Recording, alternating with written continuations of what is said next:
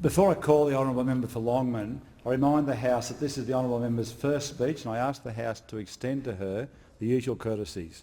I call the member for Longman. Thank you, Mr Deputy Speaker.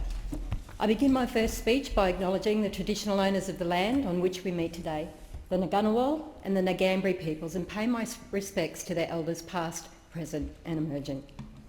I also acknowledge the traditional owners of the lands of the Longman electorate, the Gubbi Gubbi people. And I'd particularly like to pay tribute to one elder in our community, Dr Eve Vessel. Dr Eve was the first Indigenous Australian to graduate with a PhD from an Australian university. She is an extraordinary woman, Mr Speaker, and her commitment to her people, her land and her community inspires everyone she meets.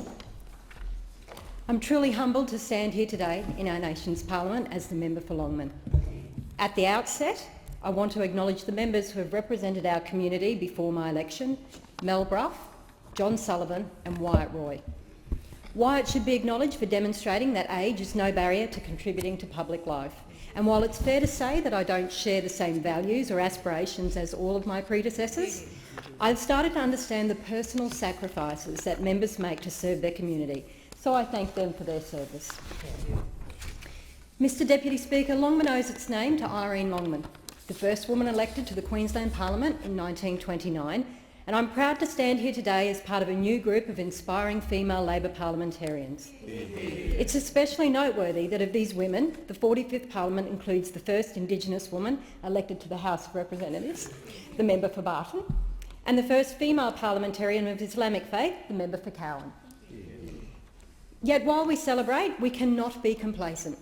I am conscious that as I speak of progress, it's taken 20 years for Longman to have its first female representative. Women are still significantly underrepresented in our institutions of power and unfortunately overrepresented in lower paid industries. Yes, we may have come a long way since women fought for and won the right to vote, but there is still so much yet to achieve. I believe that my election to this House demonstrates more about our society and our country than me as a person. It demonstrates an investment in social services such as health and welfare and education often empowers those who are most in need of help. It has taught me that governments can play a positive role in changing the lives of everyday Australians. When governments treat people with compassion, when we work hard, when we treat others with fairness, together we can effect change. I've stood by these values my entire life, and they will guide my time as a Member of Parliament. It's an Australian virtue that when someone is down or they're going through a tough time, we rally around them and we pick them up. I know this because, like many Australians, I've not travelled the easiest of roads. It's actually fair to say that I once probably would have fit the description of one of Joe Hockey's supposed leaners, although, Mr Deputy Speaker, I did drive a car. My family story starts in the member for Kennedy's backyard in the mining town of Mount Isa. Following the Second World War, my father and grandmother came to Queensland from Scotland looking for a better life.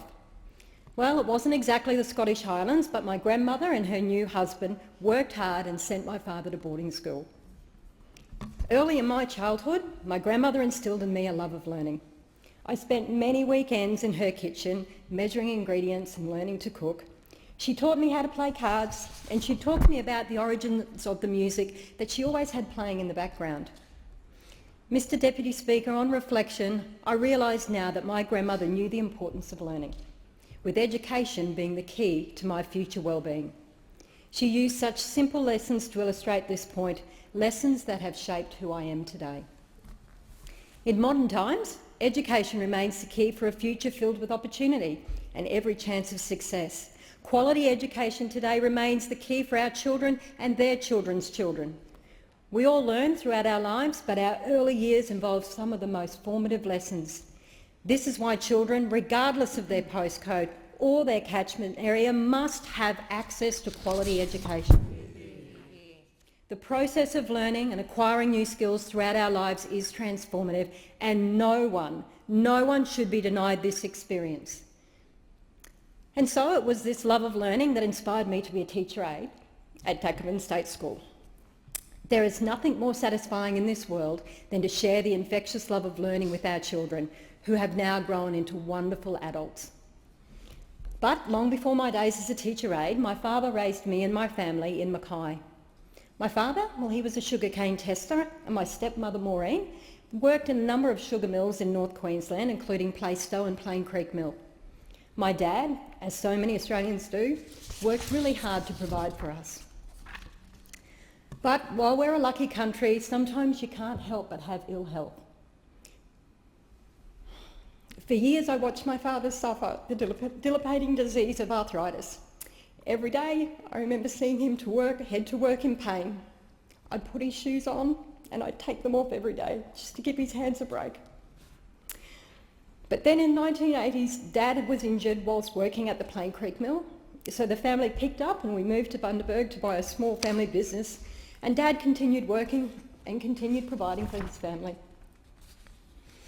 Eventually though, after Dad's pain became too demanding, he stopped working, and the circumstances that followed that time were incredibly difficult for our family. Mr Deputy Speaker, on this side of the House, we know a healthcare system that forces someone to choose between poverty and working while in chronic pain is not care, it's inhumane. We understand this. We also understand the importance of Medicare. We created it and we will always fight any threat to its existence. Access to quality healthcare should never be contingent on a person's income. It is a right, it is not a luxury. So following my school days in Bundaberg, I headed to Brisbane, where I soon understood what it was like to become a parent. In 1990, I gave birth to my eldest son, Chris. I was a teenage mum. My feelings at that time were somewhat comparable to what I experienced the first time I walked into this place. I was incredibly nervous, more than a little overwhelmed, and had a great sense of responsibility on my shoulders. I remember coming home from hospital and I put Chris on the bed and I thought to myself, what now? His future was dependent on me, and I'm really proud to say we got through those tough times. So today, with my husband Rolly, we now have four wonderful sons we call, four wonderful young men we call our sons: Chris, Kyle, Jack and George, all of which are here today up in the gallery. I previously referred to the sacrifices that parliamentarians make to serve their community, and this most definitely extends to my friends and family. These relationships keep us grounded and sustain us through the hardest of times, and yet these are the people who will be most impacted on my time in Parliament. To my good friends Troy and Anne, to Mark and Mel, to Lenore and Andrew, thank you for keeping me grounded and being there when I've needed you most. Mr Deputy Speaker, from the outset I realised my possible election to this House would impact on my family, and so in writing a letter to each of my children, I explained I was likely to miss some football games. I'd not be there as often to help them so much with homework, and I would frequently repeat the same questions. Most of these would be relating to technology. As my staff know very, very well, technology and I have a very difficult relationship. But what I also told my boys was that Parliament provided me with an opportunity to help create a better future for them and for others like them. Boys, I want you to know this purpose. The possibility of shaping your futures and the futures of others is what drives me. I will always honour those commitments I made to you, although you might indulge me if I'll make a few minor changes. Chris, please keep sending me text messages. I love them, but equally consider that sending late night messages to ask if I'm still awake causes stress and anxiety. So more detail will go a long way. Kyle, our agreement to reserve 30 minutes of uninterrupted time, 7 days a week from 6 till 6:30 a.m. is heartwarming. However, I appreciate you telling me in advance if you don't need to talk. I really love you, but I really love an extra 30 minutes of sleep too if you don't need to talk. George, yes mate, I'll promise the Nutrigrain will continue to be on the weekly shopping list. I'll also make sure it's placed somewhere where you can visibly see it, because I just can't help you look for it at 5 a.m. when I'm in Canberra. And Jack, my temperature gauge, my compass, when I'm uncertain about things. You never ask for anything, but that is special in and of itself. Please never stop challenging my views and never stop reminding me of the grey in what is often my very black and white world. Mr Deputy Speaker, those of us who are parents understand the innate instinct to fight against the unfair treatment of our children. So today, while I stand here incredibly proud to be a member of Parliament, I carry a sense of disillusionment that our laws treat the love of one son inferior to that of his brothers. Discrimination against vulnerable minorities should never be a point of national debate. Its mere existence should be the cause for immediate action. For me, this matter is deeply personal, but the issue, it affects many, many Australians. So I'll take this opportunity today to read into the public record that regardless of the outcome, the holding of a plebiscite is deeply offensive to the LGBTI Australians, and it's deeply insulting to those who love them. I will always be a person who stands against discrimination in all its permutations, and in doing so, I stand in solidarity with my son and the LGBTI community. Mr Deputy Speaker, I'm sure many members in this place claim that their electorate is the most beautiful and unique of all 150 electorates, but that's because you haven't been to Longman yet. Aspirational people and young families are now calling Longman home, just like I did nearly 30 years ago. They're coming to live, they're coming to work. They're coming to grow their small businesses and to study, raise their families, and of course they're coming to retire. From the pristine Promestone Passage and the beaches of Bribie to the bush of Belthorpe and the parklands of Burpengary, we are really lucky to call Longman home. Nestled in the Moreton Bay region, we're a community of communities, each town with individual characteristics and different aspirations. But like any region, we face challenges that cannot be resolved in the short term. We have a problem with youth unemployment, which is why the delivery of the university project in Petrie is so important to the future of our Longman's youth. But even more concerning is we own the unwanted statistic of having one of the highest suicide rates in the country. We must act immediately to confront this problem because, Mr Deputy Speaker, this isn't just a saddening statistic. These numbers represent people's lives. Both government and community have a responsibility to act. I do not underestimate the challenge of tackling mental health issues, but with unity of purpose and our strong sense of community, we must confront this issue. Together we must work in partnership with community groups like those in my electorate, such as Caboolture Community Action and RISE, a community organisation focused on helping victims of family violence, to reach out to those in distress when they are in need and work cooperatively and with commitment on preventative measures. Inaction is not an option.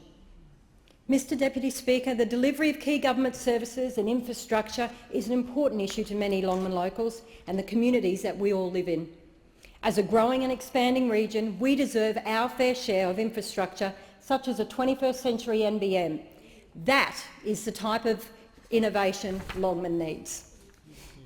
Labor understands and knows that cutting essential services for people, robbing them of their dignity to live and work, is not what leads to prosperity. What leads to prosperity, or at least the realistic pursuit, is secure employment, the stable delivery of key government services, and infrastructure that enables Australians to build a future for themselves and their family. Mr Deputy Speaker, as the electorate of Longman is so very well aware, unemployment and insecure employment are significant issues. The right for all employees to be treated fairly in the workplace is of profound importance. Too many hard-working people had their rights at work attacked in 2007, and then again in 2012 in my home state of Queensland. Thousands of hard-working public servants lost their jobs at the hands of a Conservative government.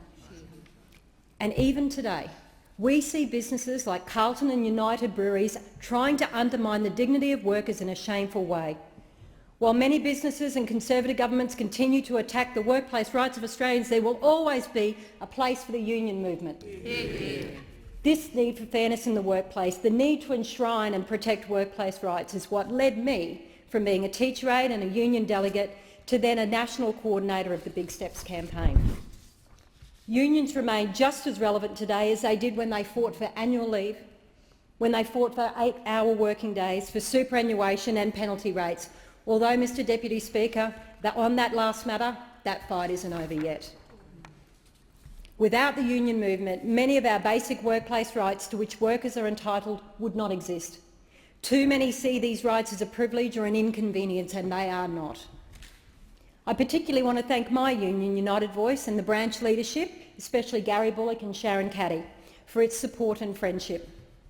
Our union represents thousands of the lowest paid workers in this country, in industries often dominated by women. We understand, for example, that early childhood educators are not babysitters. They are the educators of the social and economic future of our country. They are educating our children, and I will continue to fight alongside these workers for the professional recognition they deserve. And that's why I was really proud that the first function that I attended as a newly elected member was at an early childhood service. Mr Deputy Speaker, it's important to acknowledge that my election to this parliament was a collective effort. We ran a grassroots campaign, inspired and powered by branch members and volunteers. We worked hard, united, and it's fair to say there was nothing left in the tank at the end of each night. It's probably equally as fair to say that I may not be on everyone's Christmas card list this year, but not one of them complained, or at least not to my face anyway. But their efforts inspired me to work harder, and often to the detriment of maintaining some basic levels of nutrition. Because, Mr Speaker, I will always remember one night in particular, towards the end of the campaign. I was too tired to even think about cooking dinner.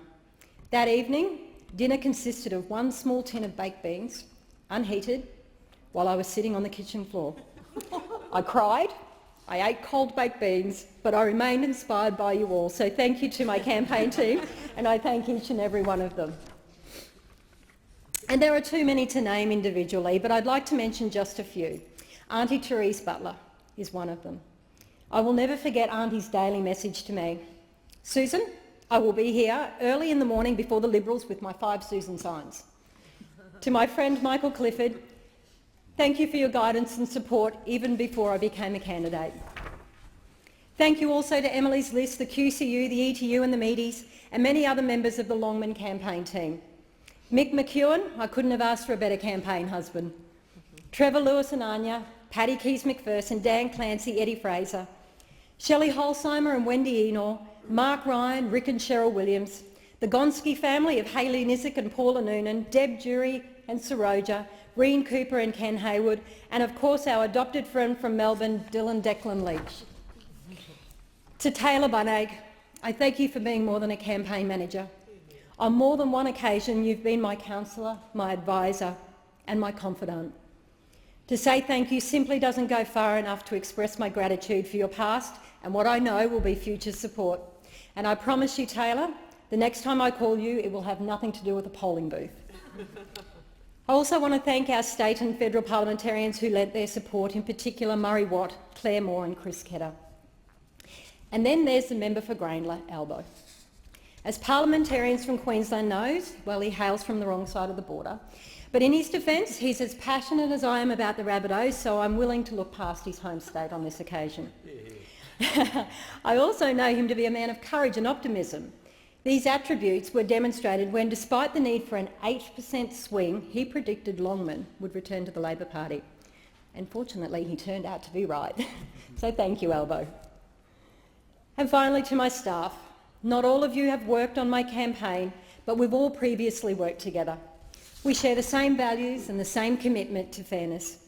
I thank you in advance for the long hours you'll work, your patience with my technological ineptitude, because apparently you tweet, you don't send Twitters, I'm learning, and the patience your partners and family will undoubtedly show when I call you on the weekend or send text messages at 5 a.m. in the morning. Mr Deputy Speaker, in closing, I want to reflect upon the current state of political discourse in Australia. To me, it's become apparent that public figures, including certain parliamentarians, are using hate and vilification for political gain. These figures would have us believe that diversity is dangerous and the difference is something to fear. Yes, Mr Speaker, the politics of fear have never been more pronounced, and we must stand together united against those who seek to normalise prejudice.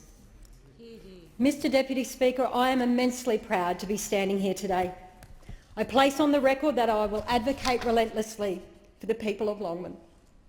I will stand against prejudice and discrimination, and I hope that in my role as the member for Longman, if nothing else before my time is done here, I can give people in my community hope and optimism for the times ahead.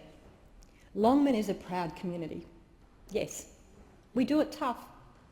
Yeah. Sometimes we need a hand, yes, but as all Queenslanders do, we work hard and we never, ever give up.